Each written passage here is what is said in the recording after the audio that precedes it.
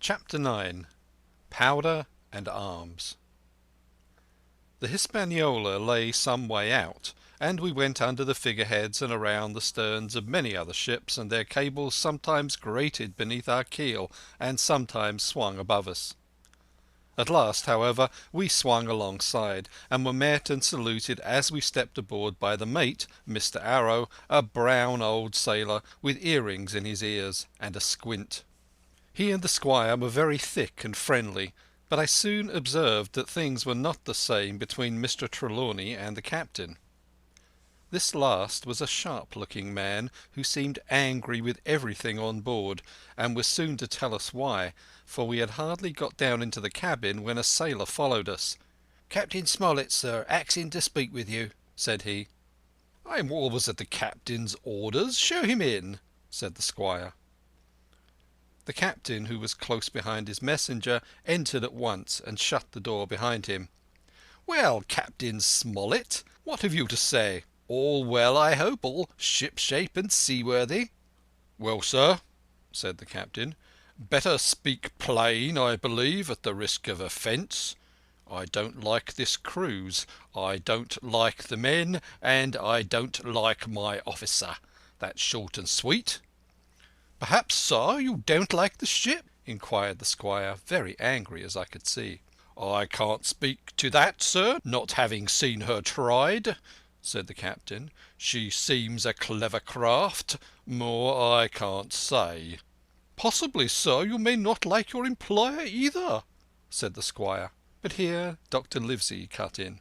"Stay a bit," said he. "Stay a bit. No use of such questions as that, but to produce ill feeling.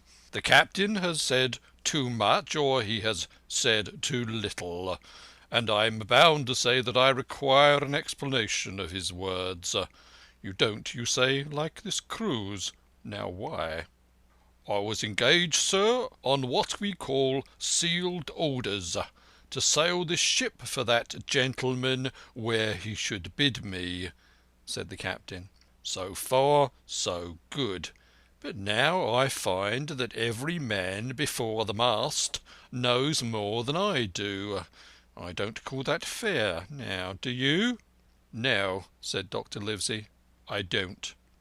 "Next," said the captain, "I learn that we are going after treasure. Hear it from my own hands, mind you. Now, treasure is ticklish work.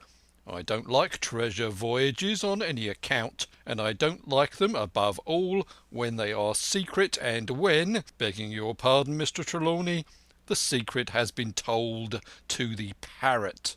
"Silver's parrot?" asked the squire. "It's a way of speaking," said the captain. "Blabbed, I mean. It's my belief neither of you gentlemen know what you are about, but I'll tell you my way of it. Life or death, and a close run." "That is all clear, and I dare say true enough," replied Dr. Livesey. "We take the risk, but we are not so ignorant as you believe us. Next, you say you don't like the crew. Are they not good seamen?" "I don't like them, sir," returned Captain Smollett, "and I think I should have had the choosing of my own hands, if you go to that." "Perhaps you should," replied the doctor. "My friend should perhaps have taken you along with him, but the slight, if there be one, was unintentional. And you don't like Mr. Arrow?" "I don't, sir. I believe he's a good seaman, but he's too free with the crew to be a good officer. A mate should keep himself to himself, shouldn't drink with the men before the mast." "Do you mean he drinks?" cried the squire. "No, sir," replied the captain. "Only that he's too familiar." "Well now, and the short and the long of it, captain?" asked the doctor. "Tell us what you want." "Well, gentlemen, are you determined to go on this cruise?" "Like iron," answered the squire. "Very good," said the captain. "Then, as you've heard me very patiently saying things that I could not prove, hear me a few words more. They are putting the powder and arms in the forehold. Now, You have a good place under the cabin. Why not put them there? First point. Then you are bringing 4 of your own people with you, and they tell me some of them are to be berthed forward. Why not give them the berths here besides the cabin? Second point. Any more? Asked Mr. Trelawney. One more, said the captain. There's been too much blabbing already. Far too much, agreed the doctor. I'll tell you what I have heard myself, continued Captain Smollett, that you have a map of an island, that there's crosses on the map to show where treasure is, and that the island lies, and then he named the latitude and longitude exactly. I never told that, cried the squire, to a soul. The hands know it, sir, returned the captain. Livesey, that must have been you or Hawkins, cried the squire. It doesn't much matter who it was, replied the doctor, and I could see that neither he nor the captain paid much regard to Mr. Trelawney's protestations. Neither did I, to be sure, he was so loose a talker. Yet in this case I believe he was really right, and that nobody had told the situation of the island. Well, gentlemen, continued the captain, I don't know who has this map, but I make it a point it shall be kept secret even from me and Mr. Arrow. Otherwise, I would ask you to let me resign. I see, said the doctor. You wish us to keep this matter dark, and to make a garrison of the stern part of the ship, manned with my friend's own people, and provided with all the arms and powder on board. In other words, you fear a mutiny. Sir, said Captain Smollett, with no intention to take offence, I deny your right to put words into my mouth. No captain, sir, would be justified in going to sea at all if he had ground enough to say that. As for Mr. Arrow, I believe him thoroughly honest. Some of the men are the same, all may be, for what I know, but I am responsible for the ship's safety and the life of every man jack aboard of her. I see things going, as I think, not quite right, and I ask you to take certain precautions, or let me resign my berth, and that's all. Captain Smollett, began the doctor with a smile, did you ever hear the fable of the mountain and the mouse? You'll excuse me, I dare say, but you remind me of that fable. When you came in here, I'll stake my wig you meant more than this. Doctor, said the captain, you are smart. When I came in here, I meant to get discharged. I had no thought that Mr. Trelawney would hear a word. No more I would, cried the squire. Had Livesey not been here, I should have seen you to the deuce. As it is, I have heard you. I will do as you desire, but I think the worst of you. That's as you please, sir, said the captain. You'll find I do my duty. And with that he took his leave. Trelawney, said the doctor, contrary to all my notions, I believe you have managed to get 2 honest men on board with you. That man and John Silver. Silver, if you like, cried the squire, but as for that intolerable humbug, I declare I think his conduct unmanly, unsailorly, and downright un-English. Well, said the doctor, we shall see. When we came on deck, the men had begun already to take out the arms and powder, yo-hoing at their work, while the captain and Mr. Arrow stood by superintending. The new arrangement was quite to my liking. The whole schooner had been overhauled. 6 berths had been made astern out of what had been the after part of the main hold, and this set of cabins was only joined to the galley and forecastle by a sparred passage on the port side. It had been originally meant that the captain, Mr. Arrow, Hunter, Joyce, the doctor and the squire were to occupy these 6 berths. Now Redruth and I were to get two of them, and Mr. Arrow and the captain were to sleep on deck in the companion, which had been enlarged on either side till you might almost have called it a roundhouse. Very low it was still, of course, but there was room to swing two hammocks, and even the mate seemed pleased with the arrangement. Even he, perhaps, had been doubtful as to the crew, but that is only guess, for, as you shall hear, we had not long the benefit of his opinion. We were all hard at work changing the powder and the berths, when the last man or two, and Long John along with them, came off in a shore boat. The cook came up the side like a monkey for cleverness, and as soon as he saw what was doing, "So ho, mates," said he. "What's this?" "We're a-changing the powder, Jack," answers one. "Why, by the powers," cried Long John, "if we do, we'll miss the morning tide." "My orders," said the captain shortly. "You may go below, my man. Hands will want supper." "Aye, aye, sir," answered the cook, and touching his forelock, he disappeared at once in the direction of his galley. "That's a good man, captain," said the doctor. "Very likely, sir," replied Captain Smollett. "Easy with that, men, easy." He ran on to the fellows who were shifting the powder, and then, suddenly observing me examining the swivel we carried amidships, a long brass 9, "Here you, ship's boy," he cried, "out of that. Off with you to the cook and get some work." And then, as I was hurrying off, I heard him say quite loudly to the doctor, "I'll have no favourites on my ship." I assure you I was quite of the squire's way of thinking, and hated the captain deeply. End of Chapter 9. Chapter 10.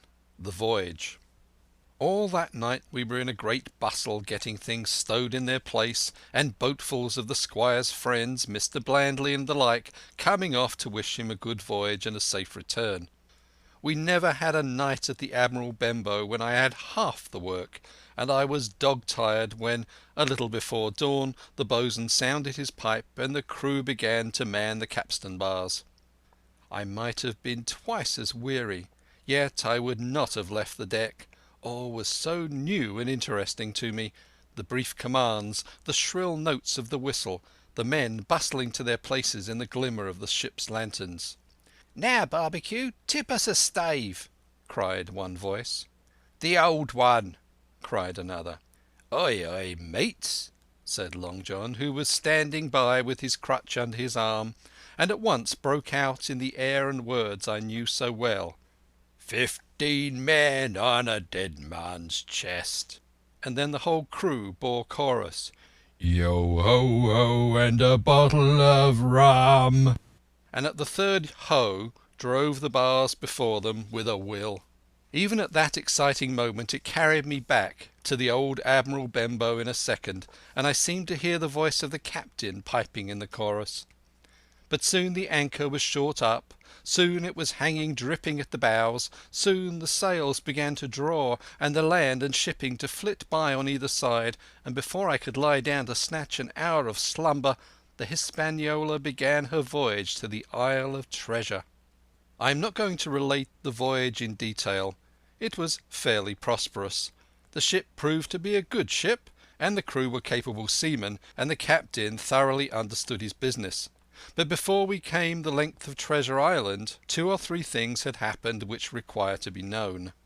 Mr. Arrow, first of all, turned out even worse than the captain had feared. He had no command among the men, and people did what they pleased with him. But that was by no means the worst of it, for after a day or 2 at sea he began to appear on deck with hazy eye, red cheeks, stuttering tongue, and other marks of drunkenness. Time after time he was ordered below in disgrace. Sometimes he fell and cut himself, sometimes he lay all day long in his little bunk at one side of the companion. Sometimes for a day or 2 he would be almost sober and attend to his work at least passably. In the meantime we could never make out where he got the drink. That was the ship's mystery. Watch him as we pleased, we could do nothing to solve it, and when we asked him to his face, he would only laugh if he were drunk. and if he were sober, deny solemnly that he ever tasted anything but water. He was not only useless as an officer and a bad influence among the men, but it was plain that at this rate he must soon kill himself outright, so nobody was much surprised nor very sorry when one dark night, with a head sea, he disappeared entirely and was seen no more. "Overboard," said the captain. "Well, gentlemen, that saves the trouble of putting him in irons." And there we were without a mate, and it was necessary, of course, to advance one of the men. The boatswain, Job Anderson, was the likeliest man aboard, and though he kept his old title, he served in a way as mate. Mr. Trelawney had followed the sea, and his knowledge made him very useful, for often he took a watch himself in easy weather. And the coxswain, Israel Hands, was a careful, wily, old, experienced seaman, who could be trusted at a pinch with almost anything. He was a great confidant of Long John Silver, and so the mention of his name leads me on to speak of our ship's cook, Barbecue, as the men called him. Aboard ship he carried his crutch by a lanyard around his neck, to have both hands as free as possible. It was something to see him wedge the foot of the crutch against a bulkhead, and, propped against it, yielding to every movement of the ship, get on with his cooking like someone safe ashore. Still more strange was it to see him in the heaviest of weather cross the deck. He had a line or two rigged up to help him across the widest spaces. Long John's earrings they were called, and he would hand himself from one place to another, now using the crutch, now trailing it alongside by the lanyard, as quickly as another man could walk. Yet some of the men who had sailed with him before expressed their pity to see him so reduced. "He's no common man, Barbecue," said the coxswain to me. "He had a good schooling in his young days, and can speak like a book when he's so minded. And brave? A lion's nothing longside of Long John. I've seen him grapple four and knock their heads together, him unarmed." All the crew respected and even obeyed him.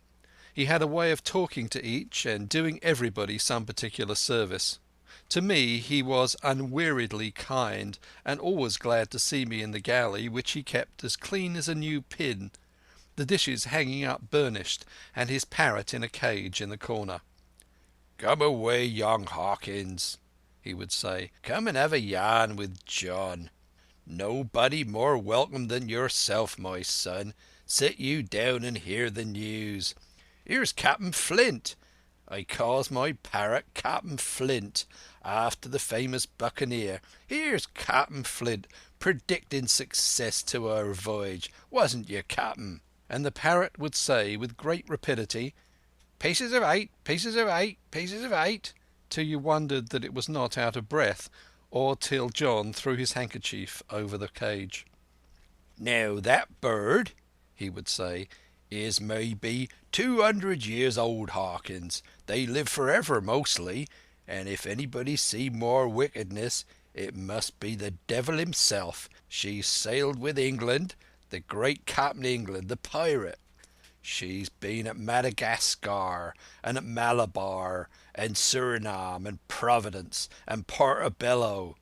She was at the fishing up of the wrecked plate ships. It's there she learned pieces of 8, and little wonder, 350,000 of 'em, Hawkins. She was at the boarding of the Viceroy of the Indies, out of Goa she was, and to look at her you would think she was her babby. But you smelt powder, didn't you, Captain?" "Stand by to go about," the parrot would scream. "Ah, she's handsome craft, she is," the cook would say, and give her sugar from his pocket. And then the bird would peck at the bars and swear straight on, passing belief for wickedness. "There," John would add, "you can't pitch and not be mucked, lad. Here's the poor old innocent bird of mine swearing blue fire, and none the wiser you may lay to that. She would swear the same, in a manner of speaking, before the chaplain." And John would touch his forelock with a solemn way he had that made me think he was the best of men. In the meantime the squire and Captain Smollett were still on pretty distant terms with one another. The squire made no bones about the matter. He despised the captain. The captain, on his part, never spoke but when he was spoken to, and then sharp and short and dry, and not a word wasted. He owned, when driven into a corner, that he seemed to have been wrong about the crew, that some of them were as brisk as he wanted to see, and all had behaved fairly well. As for the ship, he had taken a downright fancy to her. "She'll lie a point nearer the wind than a man has the right to expect of his own married wife, sir. But," he would add, "all I say is, we're not home again, and I don't like the cruise." The squire at this would turn away and march up and down the deck, chin in air. "A trifle more of that, man," he would say, "and I should explode." We had some heavy weather, which only proved the qualities of the Hispaniola. Every man on board seemed well content, and they must have been hard to please if they had been otherwise, for it is my belief that there was never a ship's company so spoiled since Noah put to sea. Double grog was going at the least excuse. There was duff on odd days, as, for instance, if the squire heard it was any man's birthday, and always a barrel of apples standing broached in the waist for anyone to help himself that had a fancy. "Never knew good to come of it yet," the captain said to Dr. Livesey. "Spoil forecastle hands, make devils. That's my belief." But good did come of the apple barrel, as you shall hear. For if it had not been for that, we should have had no note of warning, and might all have perished by the hand of treachery. This is how it came about. We had run up the trades to get wind of the island we were after. I am not allowed to be more plain, and now we were running down for it with a bright lookout day and night. It was about the last day of our outward voyage, by the last computation. Some time that night, or latest before noon of the morrow, we should sight the Treasure Island. We were heading southwest, and had a steady breeze abeam and a quiet sea. The Hispaniola rolled steadily, dipping her bowsprit now and then with a whiff of spray. All was drawing alow and aloft.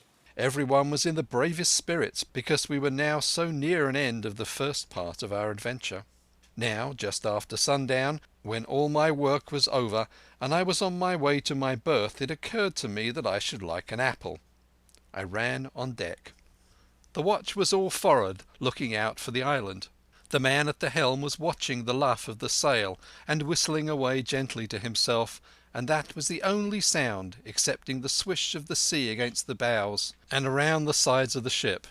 In I got bodily into the apple barrel, and found there was scarce an apple left, but sitting down there in the dark, what with the sound of the waters and the rocking movement of the ship, I had either fallen asleep or was on the point of doing so, when a heavy man sat down with rather a clash close by. The barrel shook as he leaned his shoulders against it, and I was just about to jump up when the man began to speak. It was Silver's voice, and before I had heard a dozen words, I would not have shown myself for all the world, but lay there trembling and listening in the extreme of fear and curiosity, for from these dozen words I understood that the lives of all the honest men aboard depended upon me alone. End of Chapter 10.